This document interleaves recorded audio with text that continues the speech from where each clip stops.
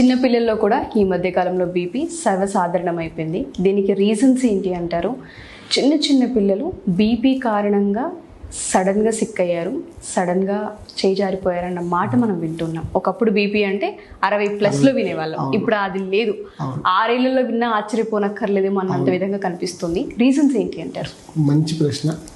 చాలామందికి బీపీ అంటే మీరు అన్నట్టు ఇంతకుముందు 40 ఏళ్ళు లేదా 60 ఏళ్ళ పైన వస్తుంది, మాకెక్కడ బీపీ ఉంటుందా అంటే. సో అన్లెస్ ఆ బీపీ సివియర్గా వచ్చి లక్షణాలు ఎఫెక్ట్ అయ్యి లేదా ఏదైనా ప్రాబ్లం ఆర్గాన్ డ్యామేజ్ అయితే తప్పితే నార్మల్గా అసలు మనం పట్టించుకోం బీపీ గురించి, ఏం లేదులే అనుకుంటాం. బీపీ అనేది లక్షణాలు ఫస్ట్ ఎందుకు ఇది ఇంపార్టెంట్ అంటే ఏజ్ గురించి వచ్చేలోపు బీపీ లక్షణాలు ప్రతి ఒక్కరికి తెలియవు. బాగా సివియర్గా ఉన్నప్పుడు ఫర్ ఎగ్జాంపుల్ ఇప్పుడు 130-80 లోపు బీపీ నార్మల్ అనుకున్నాం అనుకోండి, 140 దగ్గర కొంతమంది లక్షణాలు తెలియవు, కొంతమందికి 150 దగ్గర కూడా లక్షణాలు తెలియవు. లక్షణాలు అంటే ఏంటి? తలనొప్పి కానీ, మెడ చెవులు లాగటం కానీ, తల తిరగటం కానీ, తల ఇసరటం కానీ, ఇలాంటి లక్షణాలు అనమాట. సో ఇలాంటి లక్షణాలు తెలియదు. అది 160 దగ్గర 170 దగ్గర తెలుస్తాయి. ఆ లక్షణాలు వచ్చి అప్పటికే జరగాల్సిన కొంత డ్యామేజ్ జరిగిపోతుంది. సో ఫస్ట్ స్టెప్ అసలు మనకి బీపీ ఉందా లేదా అనే విషయం మనం టెస్ట్ చేసుకోం, అన్ని లక్షణాలు వస్తాయి తప్పితే. ఇక ఏజ్ మీరు అన్నట్టు ఏజ్ బార్ ఏం లేదు, ఏజ్లో అయినా బీపీ రావచ్చు.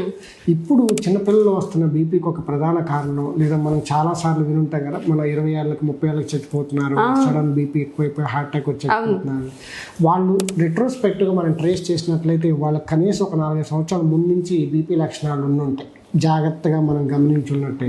సో బీపీ స్క్రీనింగ్ అనేది కనీసం 3 నెలలకు 4 నెలలకు ఒకసారి రెగ్యులర్గా వెళ్ళి బీపీ అసలు ఉందా లేదా అని నిర్ధారించుకోవటం ఇంపార్టెంట్. నిర్ధారించుకున్న తర్వాత ఏ లెవెల్లో ఉంది, అసలు ట్రీట్మెంట్ అవసరమా, ఏ లెవెల్ ఆఫ్ ట్రీట్మెంట్ ఇంపార్టెంట్ అనేది. ఎందుకంటే ప్రతి ఒక్క బీపీకి మందులు పెట్టాలి, ఒకేలా ఉండదు కూడా. సో ఇప్పుడు హార్ట్ ప్రాబ్లం ఉంది, బీపీ ఉంది, ఒక రకంగా ఉంటుంది. కిడ్నీ ప్రాబ్లం ఉంది, బీపీ ఉంది, ఒక రకంగా ఉంటుంది. థైరాయిడ్ ప్రాబ్లం ఉంది, బీపీ ఉంది, ఒక రకంగా ఉంటుంది.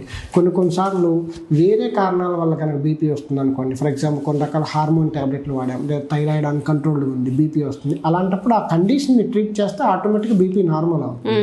సో బీపీ ఎందుకు వస్తుంది అనేది ఇంపార్టెంట్.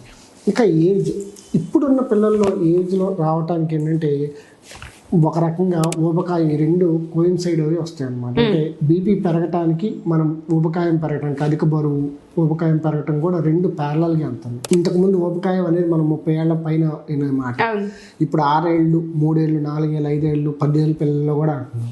సో 11 ఏళ్ళ 12 ఏళ్ళ పిల్లవాళ్ళు బీపీ వచ్చింది అంటే అన్లెస్ ఆ బాబుకి వేరే సమస్య కనుక, అంటే కిడ్నీ సమస్య కానీ థైరాయిడ్ కానీ లేకుండా అన్ని నార్మల్గా ఉండి కేవలం బీపీ మాత్రమే అంటే ఖచ్చితంగా అది బరువు వల్ల వచ్చిందా లేదా ఆ పిల్లవాడు ఒక లైఫ్ స్టైల్ వల్ల వచ్చిందా అనేది మనం నిర్ధారించుకోవాలి. స్ట్రెస్ వల్ల వచ్చిందా ఏంటి అనేది.